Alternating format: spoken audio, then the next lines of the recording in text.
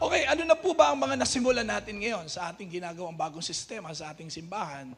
Nailatag na po natin ng malinaw yung ating vision, nandyan din yung ating mission, nandyan din yung ating core values, and at the same time yung ating proseso, sistema na may proseso ng pag-unlad at paglago natin, yung leadership empowerment and development. At naglagay tayo ng proseso dyan, yung lead 1, 2, 3, and 4, lead people to Christ, lead people to church, lead people to care, and lead people to commission.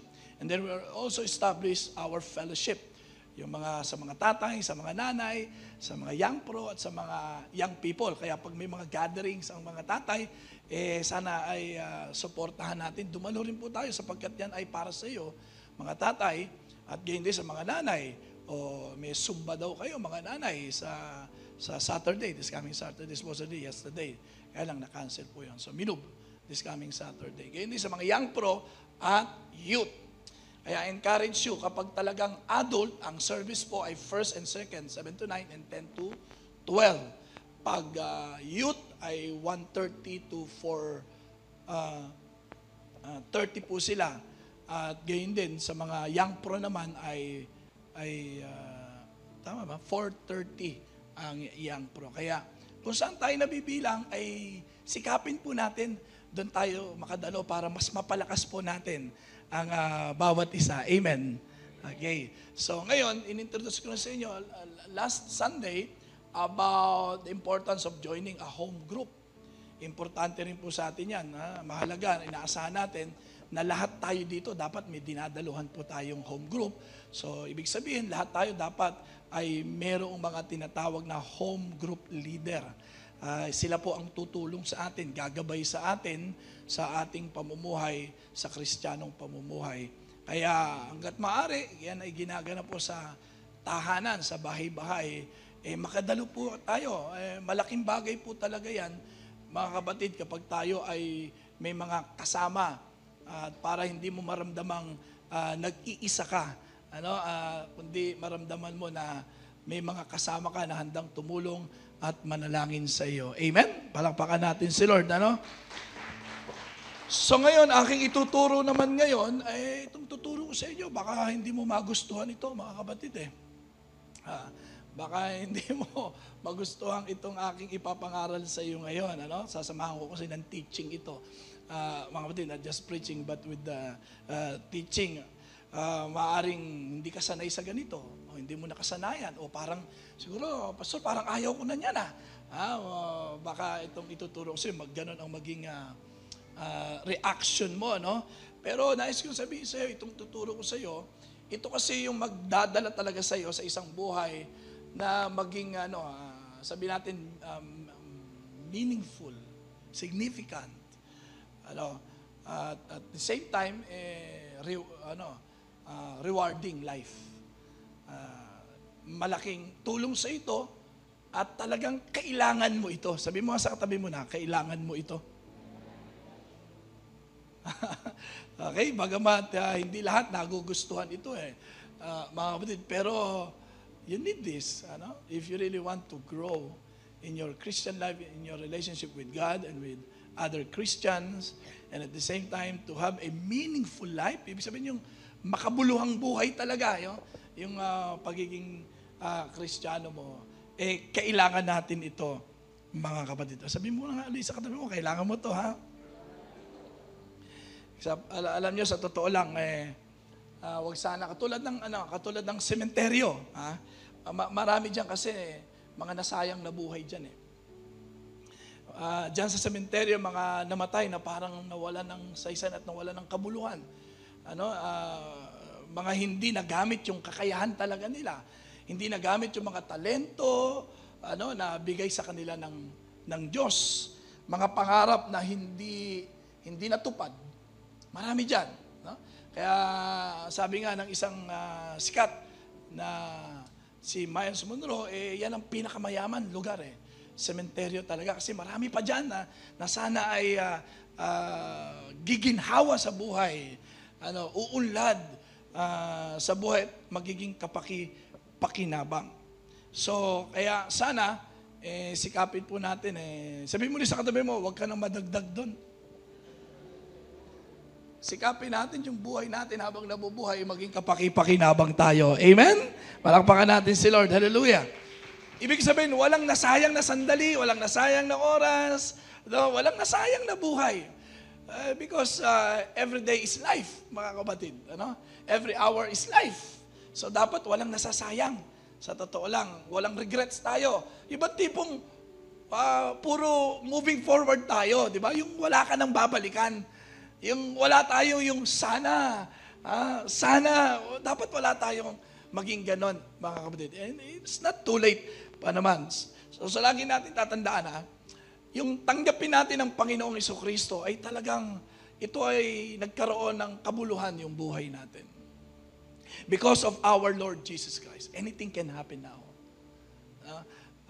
Ano man ay pwedeng mangyari sa buhay natin ngayon. Ibig sabihin, walang imposible sa buhay mo ngayon. Amen? Why? Because of our Lord Jesus Christ. Sapagkat nasa atin ang Panginoon. Kaya lang nakakalungkot, may mga Kristiyano pa rin, bagamat Christian na, parang malungkot pa rin ang buhay. Pakitingnan mo yung katabi mo, pakitingnan mo lang. Parang hindi masigla, no? Parang walang saysay, mga kapatid. Purihin ang Panginoon, hallelujah. Parang burden sa atin yung pagdalo, may mga ganyan, parang ganyan ba Christian life mo? Parang yung pagdala sa'yo every Sunday, burden pa. Yung kabigatan, struggle ka pa, di ba? Yung pagbabasa ng Bible sa'yo, parang struggle pa. Wala ko atang nakitang isda, struggle lang lumangoy. Nakakita na ba kayo ng isda na parang problem sa kanya ang paglangoy? Yung burden sa kanya, at nasisisi niya ang manlilika sa kanya, ba't ba lumalangoy pa? Isda siyempre, di ba? Sabi mo sa tayo mo, Christian ka Oh. So sana yung mga gawaing pang-Kristiyano hindi maging burden sa atin, mga kapatid. Wala akong nakitang ibon na burden sa kanya ang lumipad. He's enjoying, di ba? Kasi gano'n siya ginawa ng Diyos sana gano'n din sa atin, mga kapatid. Yung pagiging Christian natin, ma-enjoy natin being a Christian. Amen. Palakpakan natin si Lord. Hallelujah. Sabi mo sa katabi mo, enjoy life. Praise the Lord. Hallelujah. Parang ganito ibig ko sabihin, mga kapatid. Alam mo, pagkatapos itong pagdalo mo, ano ang sunod? What's next? Di ba? Alam mo, pag nagbasa ka ng Bible, what's next? Dapat, ibig sabihin, siguro dapat di ba maganda kung matapos kang dumalo ngayon, may nabago. Tapos, may naibabahagi. Tapos, nagbabago. Di ba? Ganun yun Or, nagbago, tapos, naibahagi natin, pagkatapos, may nabago. Are you following? That's a meaningful life. That's a significant life.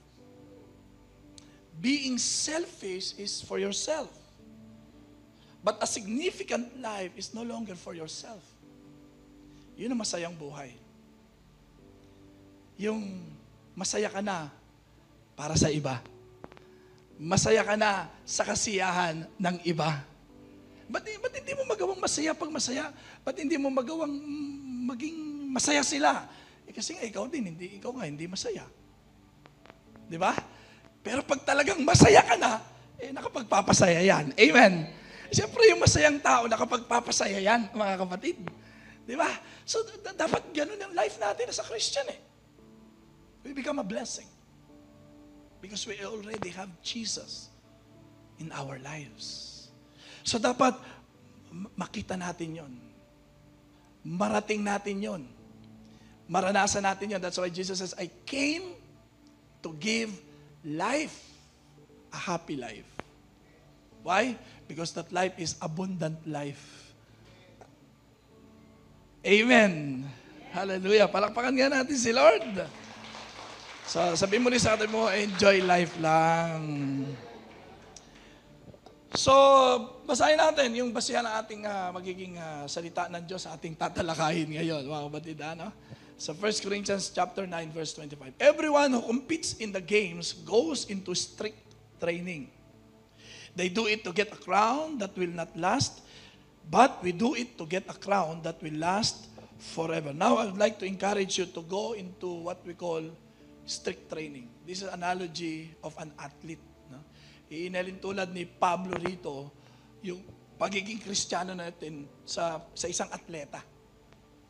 Okay? Sa isang manlalaro, ganito raw ang Christian life, mga kapatid. That's why the title of this message is strict training. Lahat ng manlalarong umunlad, gumaling, nag-champion, naging matagumpay, dumaan po sa tinatawag na strict training po yan, mga kapatid. So, ganun din dapat. Kung gusto mo talaga na rewarding, meaningful, significant, ang buhay mo as a Christian now, you need this strict training. Training. Kaya lang, parang maraming may ayaw nito. Pero kailangan mo ito. Sapagkat walang Kristiyano natatanggihan ang buhay na masagana. Kahit nga hindi mananampalataya, gusto yan, mga kapatid. Kaya minsan, kahit hindi mga Kristiyano, umuunlad sa buhay. Because they know how this training, itong training ay mahalaga na pagdaanan sa buhay. So, iniisip ko lagi, kung sila nga gumiginhawa without Jesus, adi lalo na tayo with Jesus. Dapat mas lalo tayong guminhawa, mga kapatid. Amen. Dapat mas lalo tayong umunlad. Sila nga without Jesus, umuunlad. They did not claim Jesus as their Lord and Savior. Pero look at their lives. Now we have Jesus. Na lahat ng bagay ay nilikha through our Lord Jesus Christ, who owns everything. And you know that our God is a generous God? Alam niyo ba na ang Diyos natin ay mapagbigay na Diyos? Matulunging Diyos. See? So, kaya dapat tayo nandun din sa level na ganun. Nagiging mapagbigay at matulungin na tayo, mga kapatid. Amen? Sino yung gustong ganong pamumuhay? Praise the Lord. Kailangan natin ng training, mga kapatid. Lahat ng manlalarong nagsasanay ay may disiplina sa lahat ng bagay upang magkamit ng isang gantimpalang panandalian lamang. Ngunit ang gantimpalang hinahangad natin ay panghabang panahon. Ay, grabe yun. Ibig sabihin, mas matindi ang may Jesus hindi pansamantala. Kaya itong training na pag-aaralan natin, ito po ay isang proseso ng pagtuturo at paghahanda. Pagtuturo at paghahanda sa mga naging Kristiyano. Totoo lang, marami nang umasenso at umunlad sa buhay sapagkat natutunan nilang dalhin ang buhay nila sa training. At wala akong nakita na umasenso na hindi nag-training. Lahat nang umunlad, umasenso, dahil dumaan sila sa isang proseso ng pagsasanay. Training. Sabi nga, ang Christian life, alam niyo po ba, stronger and stronger, greater and greater, from glory to glory. Dapat ganun tayo Yung kahit may mga problema at pagsubok, lalong lumalakas. Lalong tumatatag ang bawat isa sa atin, mga kapatid. At maunlad ka na, uunlad ka pa. Amen? Greater and greater. At patuloy tayo makapagbibigay ng kaluwalhatian sa Diyos. From glory to glory. So karamihan sa mga dumaan sa training ay talaga naman naging matagumpay. Umunlad sa buhay. Ano ba, mga atleta? Di ba? Bakit sila nagcha-champion? O ngayon, may mga palarong ngayon, di ba? Ano ba yan? Olympic. O. Alam nyo ba, bago sila pumunta ron, lumaban, ay dumaan niya sa matinding training. At meron dyan uuwi, gold medal. silver medal, bronze medal, champion. At ang isang dahilan, training. Strict training. Ay, walang makakakuha ng gold medal dyan na hindi nag-training. Kasi kung hindi ka nag-training, hindi ka rin makakapunta ron. Amen? So lahat yan, train for a better life. Hindi lang naman mga atleta, mga kapatid. Halimbawa, mga estudyante. Oh, di ba? Pansinin niyo yung mga estudyante na nakapagtapos, na hindi lang nagtapos ng pag-aaral, kung hindi sila ay nagawaran ng mga mahuhusay na estudyante. Bakit? Nag-aral. Ay, wala po akong nakitang nabigyan ng medalya na hindi nag-aral. Hello? Lahat ng may medal, nag-aral. Glory to God. Yung mga anak ko, kaya may mga medal, grabe mag-aral. Oh. Ako wala akong medal. Bakit? Hindi nag-aral. Magaling ako doon sa, ginalingan ko sa, masama. Doon ako gumaling Siguro kung may reward yun marami ako. Sa kalokohan, doon ko ginalingan. Maraming magaling sa kalokohan. So kahit saan, di ba?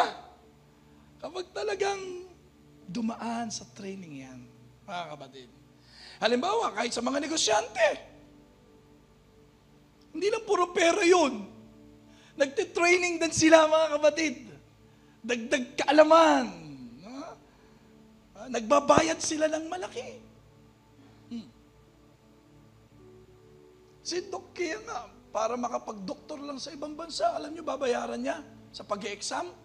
Alam niyo magkano? Tanong niyo magkano? 300,000. Para pahintulutan lang siyang makapanggamot sa ibang bansa.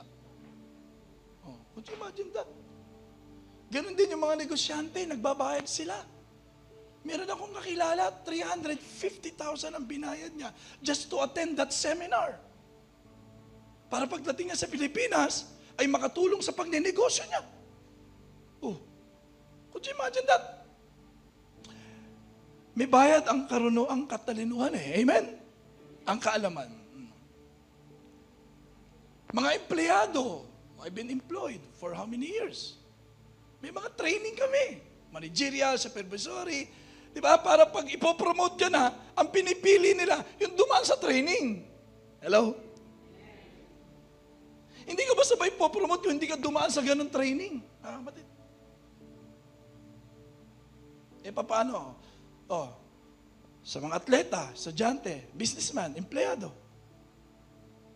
Christian. Hindi kasama? Kasama rin. Amen? Dapat ang Christian, dumadaan din sa training, mga kapatid. Amen? Bakit? Pansinin nyo. Bakit may mga Kristiyano, kahit Kristiyano na, sanay pa rin na nakagagawa ng masama? Christian na yan. Kahit mga bawal, ginagawa pa rin. Christian na yan. Lagi ko nga lang sinasabi ang mga Christian na nagmumotor na hindi nag-helmet. Could you imagine, nagagawa mo yun, Christian ka? Bawal sa batas yun Ako hindi ko nakitang nagmotor ako noon na walang helmet. Kasi alam ko, bawal yun. Christian ka, alam nila. Christian, walang helmet. Paano yun? Hello? Meron ba ritong gano'n? Tapos pangalan na, Christian ako. Mga kapatid. Christian na, meron pa nga, nagbibisyo pa rin. Christian na yun. Masakit niya, baka tumagal na Christian. Nagsusugal pa rin. Pa rin, bad words. Misa nga, may nadaanan ako tumataya ka pala sa loto. Hindi, pataya lang po, pastor, pataya. Naging instrumento ka pa. Isa na, naninigarilyo. Sabi ko, huwag mo na itago, umuusok sa likod eh. Pinagdaanan ko rin yan eh. May mga ganyan, mga kapatid, Christian na, mahilig pa rin sa mga green joke. Oh. Nandadaya pa rin. Masungit pa rin. Tingnan mo yung katabi mo, tingnan mo. Christian yan, ha? Ha? Nagsisinungaling pa rin. Oh. Walang white lies, walang kulay ang sa kasinungalingan, ha? Lahat siyang pagsisinungaling yan. Mga kapatid. Yung iba, nagchichismis pa rin. Ano bang kay Mare? Naku, yung iba, Christian na, hindi pa rin makapagpatawad. Ma-pride pa rin. Nahirapan pa rin sumunod, magpasakop. Mga kapatid. Ay ganito lang, medyo sabihin na lang natin ganito. Christian na, pero madali pa rin matukso. Ganun na lang siguro, madali pa rin matukso. Easy to get. Dapat pag Christian ka na, hard to get ka na. Amen? Ay, bakit ganon, mga kapatid? Bakit may mga Kristiyano madaling matukso pa rin? Easy to get pa rin ang kaaway. Konting bulong lang, sunod-sunuran sa kaaway. Pero pag sa Diyos, hirap sumunod. At may Christian na, mas madali pa rin gumawa ng mali. Pag tama, hirap na hirap gawin. Mga kapatid, struggle pa rin. Bakit? Ayun. Kasi, hindi dumaan sa training. Hindi kasi na-train. Kaya ganyan kahalaga ang training eh. Mga kapatid, amen. Hindi porke Christian na, bago na lahat. Hindi. Ang maging Christian, one-time experience yan. Yung maging Christian ka. Isang beses lang yon. Amen. Hindi yung, alam mo, sa ikatlong pagkakataon na ako'y naging Christian. Ay, walang galong kapatid. Once lang yan. Amen. Ibig sabihin, isang beses mo lang tatanggapin si Jesus. Genuine yun. Bilang Panginoon at tagapagligtas. Hindi yung taon-taon tumatanggap ka kay Jesus. Hindi. One-time experience. But the Christian lifestyle, habang nabubuhay tayo dyan, mga kapatid. Dapat habang nabubuhay tayo, stronger, greater and greater from glory to glory. Dapat habang nabubuhay ang Kristiyano, kahit may mga problema at pagsubok, di ba, nagiging rewarding, meaningful, and significant life. Ang buhay natin, mga kapatid. Kaya kung gusto nating maranasan yon, yung maging makabuluhan ba ang buhay natin, kailangan training. Amen? Sabi ko sa inyo, ayaw mo itong pag-uusapan natin. Training ayaw natin nung ganyan, mga kapatid. Okay? Pero sabi mo rin sa katabi mo, kailangan mo to. If you're a Christian family, a couple, Christian couple, ay kailangan nyo to. Para bumait. Tingnan mo yung katabi mo, mabait ba? Mukhang mabait. Hindi lang dapat mukhang mabait. Talagang mabait. Bumabait. Amen? Kaya kapag hindi na-train, madali pa rin tayong matutukso. Makagagawa pa rin ng masama, madaling gumawa ng mali, nakakapag-isip ng mali at masama, at hindi po yan makabubuti sa atin bilang mga Kristiyano. Kaya kapag walang training, nalilito pa rin tayo sa masama at mabuti. Nalilito pa rin tayo, mga kapatid, sa mali at tama. Pag walang training sa buhay natin. Pero kapag may training, madali naman nating malalaman talaga, madidistinguish at maiiwasan ang mga mali at mga masasama. at pipiliin mo pa rin yung tama at mabubuti. Amen. Palakpakan natin si Lord. Bakit? Trained. Minsan, ayaw talaga natin yan, pero gusto mo ng reward. Gusto natin ng magandang buhay, kaya lang ayaw natin dumaan sa proseso. Ayaw natin ng training. Laging sinasabi sa mga estudyante, gusto nyo na makatapos? Mag-aral. Hindi ka makakatapos sa pag-aaral. Kung hindi ka mag-aaral, dadaanan mo talaga yung proseso ng pagsasanay. Mga kapatid, gusto mong umulad sa buhay, kailangan may proseso yan. Dadaan tayo ng training ng pagiging matyaga, mapaghintay, mapagpasensya, problema, pagsubok, training yon. Mga kapatid. Pero lagi niyong tandaan, after that, na maipasa natin ang training na yan, kasunod niyan, pag-unlad sa buhay natin. Pag-angat sa kristyanong pamumuhay natin. Yung hindi ka na basta-basta mapapabaksak ng mga problema at pagsubok, mga kapatid, hindi ka na basta-basta susuko. Hindi ka na easy to get. Hard to get. Ibig sabihin, pag ikaw trained, mahihirapan sa iyo ang kaaway. Hanggang hindi na ikaw ang sumuko, ang susuko na ang kaaway sa buhay mo. Amen. Palakpakan natin si Lord. Train yan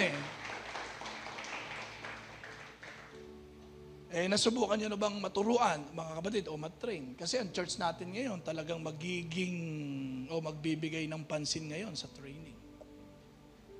Kaya mula inilatag sa atin ang malinaw na yan, hindi natin mararating ang vision na yan kung walang mission. Hindi magagawa ang mission kung walang core values.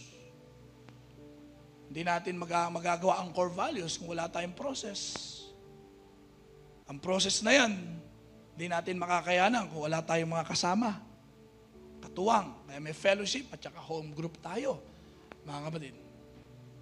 At the same time, ito, kundi tayo dadaan sa training. Sapagkat gagawin lahat ng kaaway para pabaksakin tayo. Gagawin lahat ng kaaway, hindi mangyari yung vision, mission. Kaya dapat nagsasanay tayo. Natuturuan tayo. Naihahanda tayo, mga kapatid. Amen. 1 Corinthians 9:26, hindi ako tumatakbo ng walang patutunguhan at hindi ako sumusuntok sa hangin. Hallelujah. Sa ngayon po, mga kapatid, sa totoo lang, maraming sabi ng Bible, in the last days, sa mga huling araw, and we're in the last days, maraming mga bulaang propeta, mga maling katuruan. Ang dami ngayon, mga kapatid. Minsan, hindi mo lang maririnig sa mga kulto. Maririnig mo na rin sa mga dati nating kasama Nakakalungkot yun. At nagkiklaim pa rin na kasama natin sila. Kaya lang, pag hindi ka na-train, akala mo tama. Pero mali. Diba, hindi ko lang pangalan, pero malaking samahan ito nakasama natin Marami ang nalungkot. Bakit? Para siyang nagkaroon ng katuruan ng Martianism. Ano yun? Hindi natin alam. Yung bang may contradiction na, hindi na siya naniniwala sa Yahweh. Ang Yahweh, nakilala nating Diyos, na nagpakilala ng Diyos sa Old Testament, ay hindi yan ang tunay na Diyos. Siya ay Diyos ng kadiliman, ang Yahweh. Kaya si Jesus ang Diyos ng kaliwanagan. Mapinag-away si Jesus at si Yahweh. Ganun ang katuruan ngayon. Nakakalungkot At hindi na kailangan basahin ang Old Testament.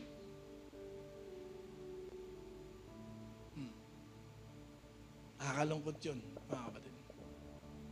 Antindi. Marami pang ganyan. Bukod sa mga kulto. Kaya, importante na tayo ay natuturuan. Amen. Dumadaan sa training. Because my people perish because of lack of knowledge. You should know how to share. Kasi dito nagiging significant and meaningful ang life natin when we share our faith. Pag ang pinag-usapan patungkol na sa kaligtasan natin, alam mo ba kung paano ka naligtas? Natitiyak mo ba ang kaligtasan mo na alam ang oras mamatay ka ngayon, talagang langit ang punta mo? Ano ang basihan mo? Hindi porke gusto mo ay mangyayari. Sapagkat sinabi ng Panginoon, maraming lalapit sa akin na ginamit ang pangalan ng Panginoong Hesukristo, nagpalaya sa mga demonyo, nagpagaling ng mga may karamdaman, nagpagaling gumaling. Pero sabi ng Panginoon, ano sasabihin ng Panginoong Hesus? Lumayas kayo, hindi ko kayo nakikilala. Kinilala si Jesus noon, pero hindi sila kinilala ni Jesus.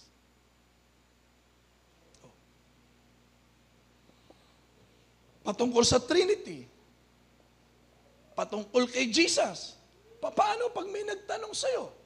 At ang mga nagtanong sa'yo hindi naniniwala kay Jesus, what will you say? Hindi naniniwala sa Trinity, what will you say? Okay lang sana yung magtatanong sa'yo dahil talagang hindi nila alam. At gusto nilang malaman, they are interested to know about Jesus Christ. Because they're looking for God.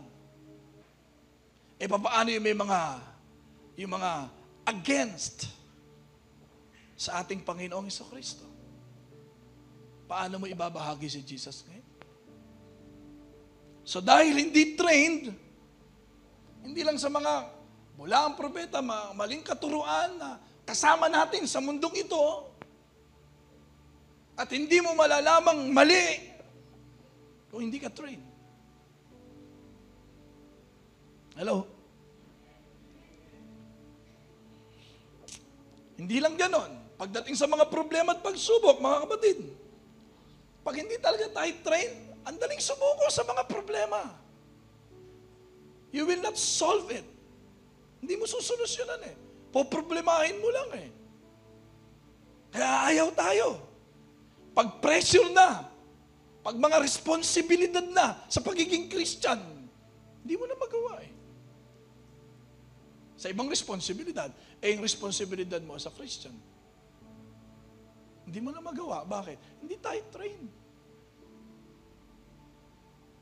Hindi tayo naturuan, hindi tayo naihahanda. Mga kapatid, madali tayong mapagod.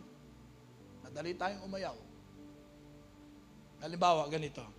Patakbuhin kita ng 1 kilometro ngayon. Baka hingaling ka. Bakit? Hindi ka trained. Naintindihan niya? Pero ako patakbuhin mo ako ng 5 kilometro, ay kaya ko yan mga kapatid. Hindi pa ako masyadong hihingalin dyan. Lalo na kung 1 kilometro lang, hindi ako hihingalin dyan. Bakit? Train. Nag-i-sports ako Kaya pag sasabi sa akin dito, Pastor, pawis na pawis kayo dyan. Sabi ko, okay, mag-alala. Kung sa tennis nga, pawisan ako, gano'n na lang. Tapos dito, magre-reklamo ako? No way. Naintindihan niya? Bakit? Train. So, ganun din sa ating Christian life. Kapag tayo ay naturuan, naihanda ang bawat isa sa atin, kapatid, hindi tayo basta-basta mapapagod sa ating pananampalataya.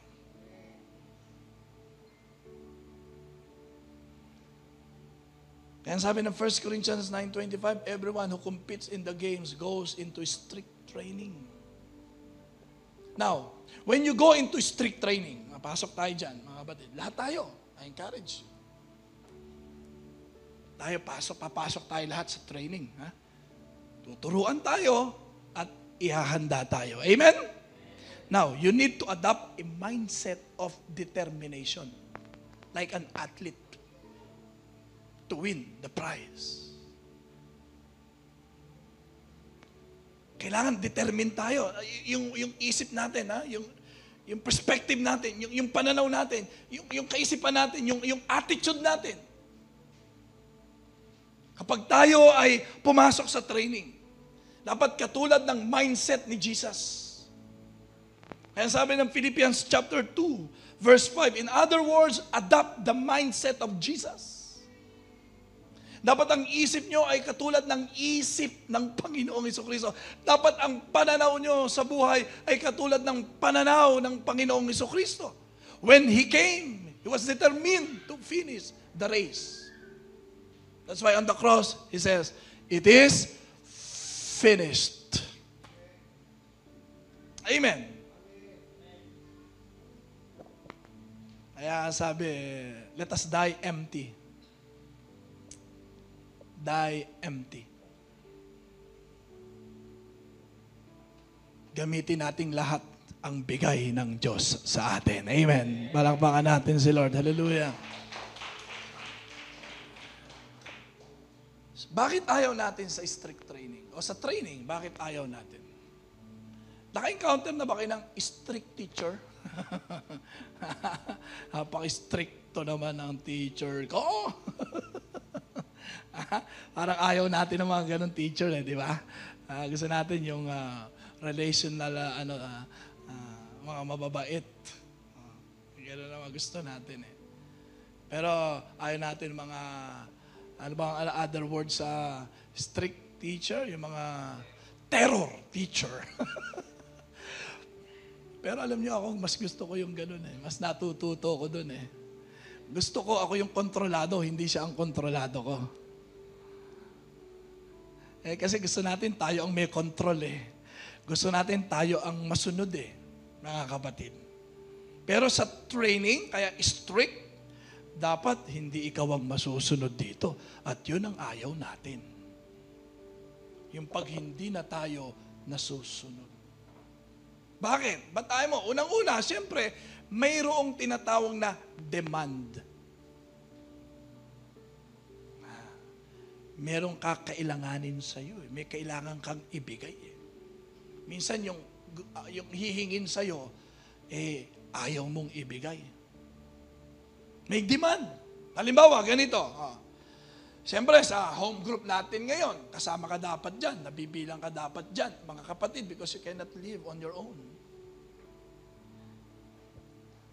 Meron kang home group leader dyan. So magde-demand sa'yo ang home group leader mo for you to grow as a Christian. Are you following?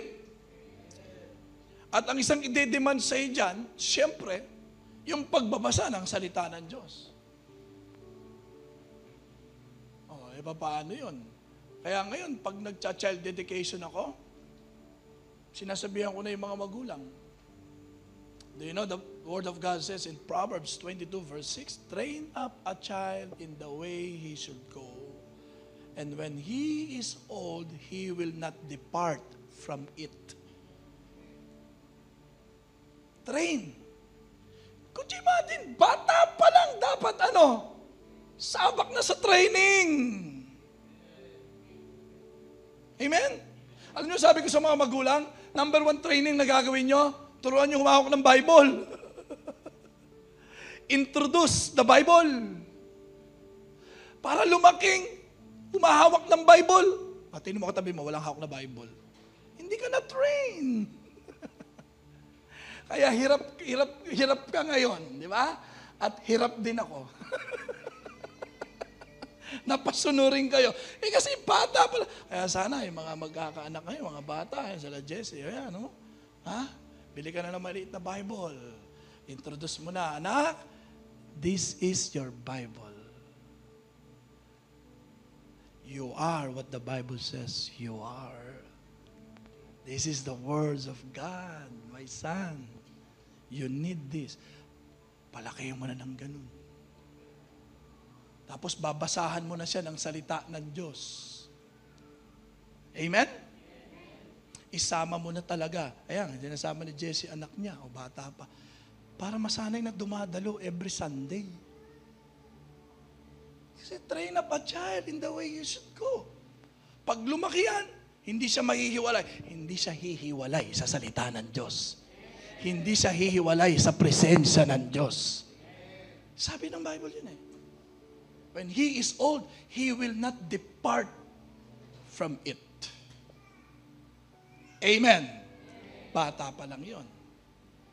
Sabi ko habang kontrolado ninyo, lalaki yan, baka ikaw ang makontrol. mahihirapan ka na. Are you following?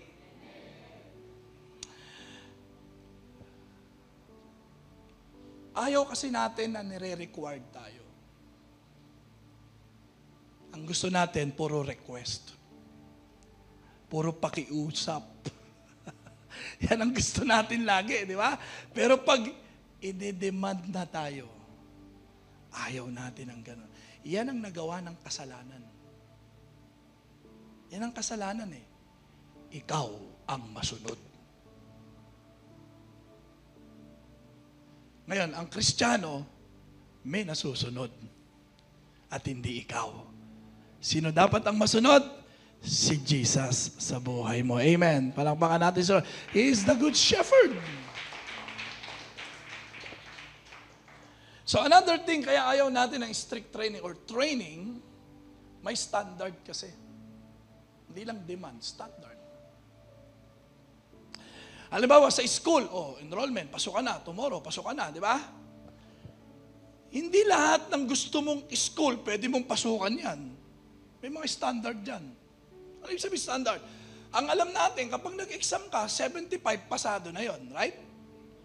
Pero may mga school, hindi lang 75 ang hinihingi. May standard sila dyan.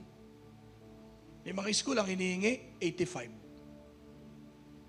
Pag ang grade mo hindi 85, hindi ka pwedeng pumasok sa school ito. Kasi may standard ang school na ito. Amen. Sa mga scholarship, di ba?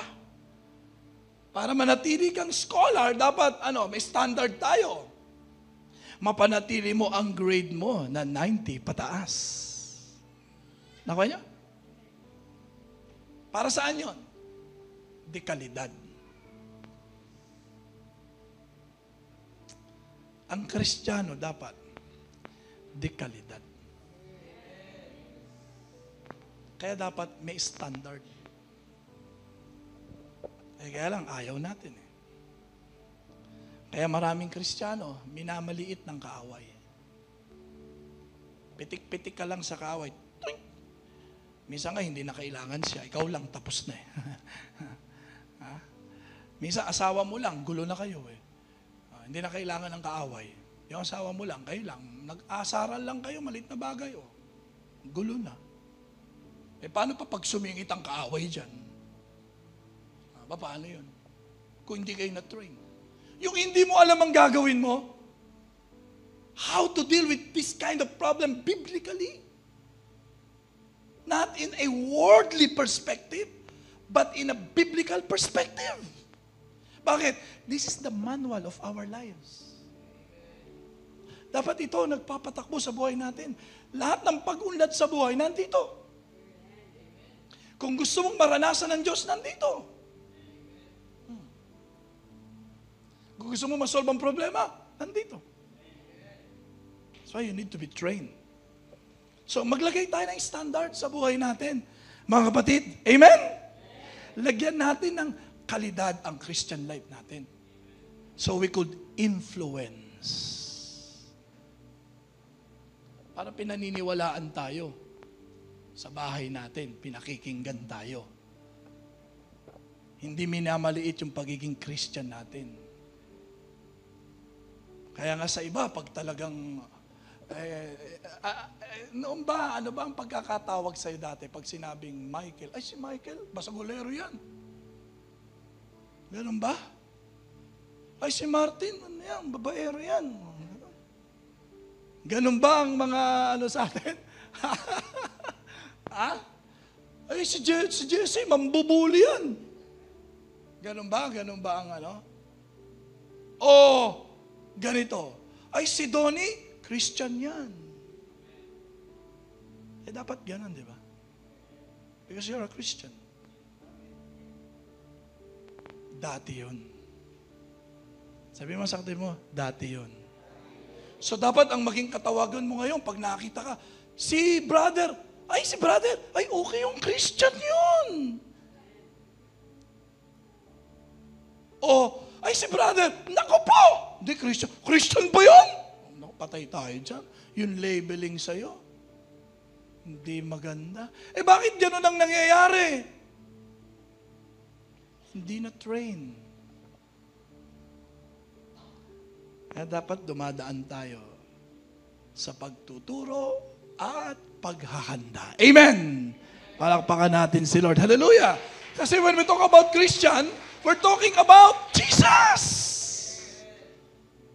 Christianity is not a religion. It is a relationship with God. Kaya an opportunity yan to share our Lord Jesus Christ. Because Christianity is all about Jesus. Kaya sana sa susunod, kahit saan tayo naroon, ay si Christian yan. Si pastor yan. Huwag niyong lulukohin yan. Uy, huwag niyong alukin yan. Parang Christian yan. Tingnan mo katabi mo. Sabi mo, Christian ka. Ayusin mo. Ayusin mo buhay mo. Ha? Inaayos pa yan, mga kapatid. Amen. Kaya dapat mayroong standard. Kaya matakot sa demand. Sa kaibubuti mo yan. Sumunod tayo. Mga kapatid. Sumunod. Sabi ko na ba yun, may mga Christian, di ba? Yung mamotor. Walang helmet. Bawal yun, di ba? Tama ba? Bawal? Ba't nagmamotor kang walang helmet? Christian ka, di ba? Yun lang, hindi mo maayos eh. Simple yun, hindi mo masunod. Oh, paano? Paano pa yung iba?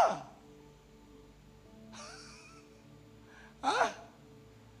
Yung magmotor ka lang na mag-helmet, hindi mo magawa. Nakabili ka lang motor, walang helmet. Ano sabi ng mga motorista? The equivalent of the price of your helmet is equivalent to your life. Pag mumurahin ang helmet, ibig sabihin, ang tingin mo sa buhay mo, mumurahin. Cheap. Dapat pag nag-helmet ka, original. Buti na lang ako na naka-original na helmet ako eh. Bakit? Sumemplang kami ni Pastor Rapia, di ba? Yung mukha ko humataw. 3 beses, Buti, original ang helmet ko. Paano kung hindi? Doon maraming nababasag ang ulo, namamatay. Naintindihan niyo mga kapatid? Taas-taasan natin. At mangyayari lang yan pag dumadaan tayo sa training. Amen. Palakpakan nga natin si Lord. Hallelujah!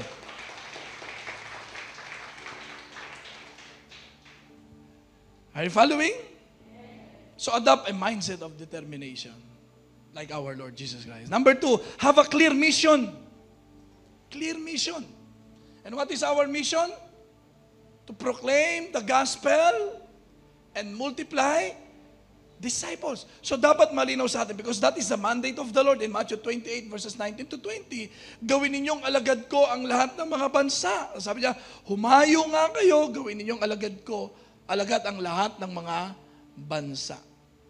In John 15:16, hindi niyo ako hinirang, ngunit ako ang humirang sa inyo at nagtalaga sa inyo ang dahilan upang kayo ay humayo, mamunga at ang inyong bunga ay manatili.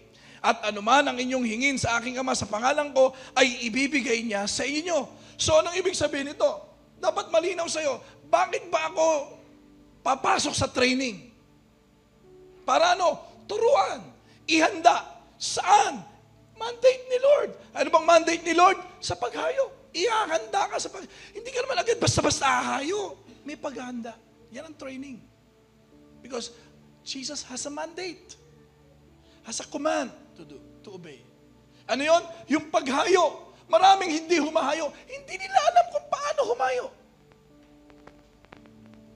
Hindi na train. Saan tayo ihanda? Sa pamumunga. Ano bang bunga ng Kristiyano? Dapat Kristiyano eh. Dapat merong mga nagiging Christian because we're Christians. Can you say amen to that? Ang Mangga, namumunga ng mangga. Santol, santol, Christian, Christian. Pastor, pastor. Amen. Sa pananatili, ihanda tayo kung paano magpanatili. Ang bawat isa sa atin. Mga kapatid, ihanda tayo saan? Sa pagdidisipulo. See? Kaya tayo tinuturuan para maihanda tayo sapagkat may ipinagagawa sa atin ang Panginoong Hesukristo. Kaya ang resulta, mababasin nyo, isang resulta rin, mga resulta ng training, self-supporting. Ano ibig sabihin ng self-supporting, di ba? Pag ikaw naidaan ka na sa training, yung bang, you can stand on your own. Yung tipong, hindi ka na kailangan i-follow up. Pag nate-train ka talaga, hindi ka na ipa-follow up sa pagbabasa ng Bible, hindi ka na ipa-follow up sa pagdalo, talagang darating ka eh. Bakit? I-train na tayo dyan. Self-supporting ka na. Maaasahan ka na. Amen? Kung na-train tayo. Kung dumadaan tayo sa training. Self-governing. May kaayusan na kaya mo nang ayusin ang sarili mo. May mga problema, pagsubok, kaya mong harapin. You don't need the approval of men. Self-governing ka na eh. Naturuan ka na dyan eh. Mga kapatid. Self-propagating. Nakaka-impluensya ka na. Nakakahikayat ka. Yung pagiging Christian mo sa family mo, sa kapamilya mo, sa kaibigan mo, sa kakilala mo, sa kasamahan mo, sa kapitbahay mo, meron kang influence. And number 3, are you learning something? Ganyan kahalaga ang training sa isang Kristiyano. Kung sa trabaho nga namin noon bago kami ma-promote, talaga ite-train muna kami. Kasi hindi ka pa pwedeng i-promote kapag hindi ka dumaan. Ang inuuna nila, dumaan ba sa training to? May certificate ba yan ng ganito? May certificate ba ito ng ganito? Ganun din sa Christian life. Kung gusto natin going to the next level, dapat dumaan tayo sa training.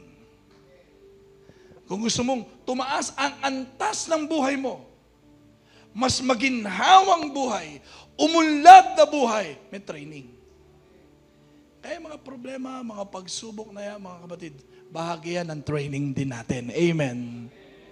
Kaya sabi sa Jeremiah, kung sa patag, di tayo makatagal. How much more sa kabundukan? Yung mga ordinary problems. How much more sa kabundukan? Maraming mababangis na hayop doon.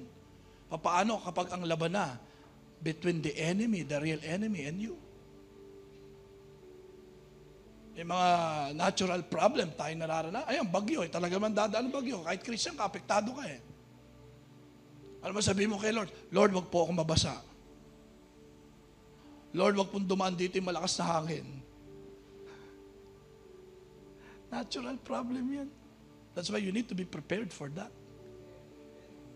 Paano pag totoong labanan nito? We do not battle against flesh and blood. How about when the enemy is attacking you? When you're under attack, your faith, your relationship with God. Sa bagyo naman, hindi naman faith ang ina-attack sa'yo dyan Bahay mo Kagamitan mo Hello? Yun ang ina-attack sa'yo. But the real enemy, he will attack your faith, your relationship with God, being a Christian. Paano pag yun ang ina-attack sa'yo?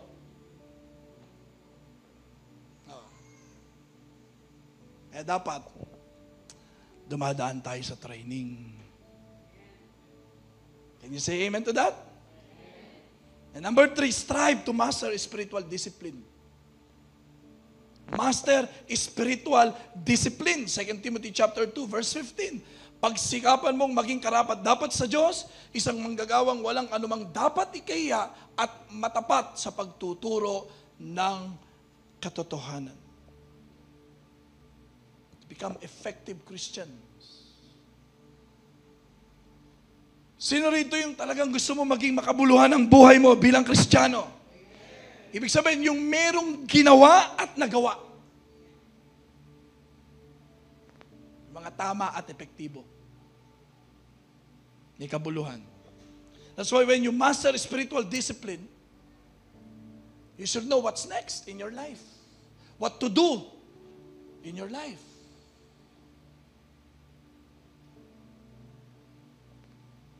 Hindi naman yung mga nangyayari sa atin, kundi yung nangyayari sa iyo ang mahalaga doon. It's within. When you master spiritual discipline, you will become contentious. Ano ibig sabihin niya? Yung kaya mong ipaglaban ang pananampalataya mo. Kaya mong panindigan ang sinasabi ng salita ng Diyos. Kaya every Sunday sinasabi natin, di ba? I am what the Bible says, I am a child of God. I am loved, forgiven, accepted. I am what the Bible says I am. Kala ko ba anak ka ng Diyos? Yes, I am a child of God. Because in John chapter 1 verse 12, ang sino mang tumanggap sa Panginoong Kristo ay binibigyan ng karapatang maging anak ng Diyos.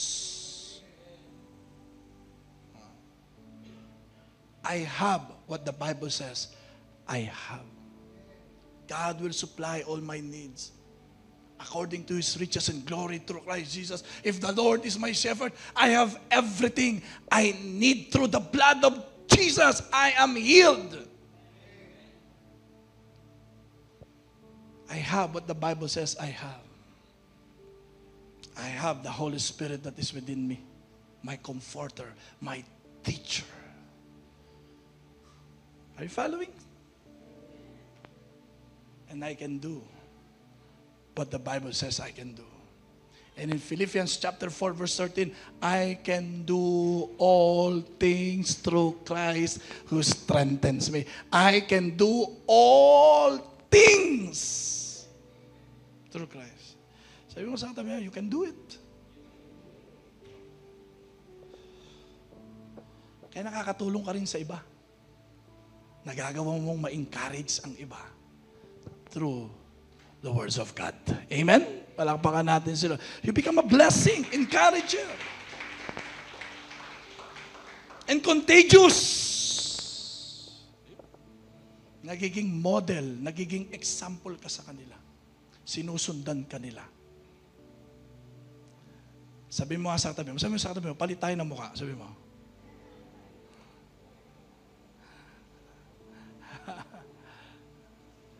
I want to be like you. Dapat ganun. Yung sabi ni Paul, imitate me as I imitate Christ. Tularan mo ako gaya ng pagtulad ko kay Kristo. And when you master spiritual discipline, you become continuous, tuloy-tuloy. Hindi ka patigil-tigil. Ibig sabihin, seryosong Kristiyano to. Amen. Palakpakan natin si Lord. Hallelujah. So I encourage you, let your life becomes a rewarding life, meaningful and significant life. Huwag kayo matakot sa training. Bakit? Kailangan mo yan. Kung paano tayo mga magulang, hindi tayo pumapayag. Ang ating mga anak ay hindi makapag-aaral. Bakit? Sapagkat gusto nating guminhawa, umunlad ang kanilang mga buhay. We as your parents spiritually here, gusto rin namin guminhawa at umunlad ang inyong buhay spiritually. Amen? So let's go into strict training. Amen!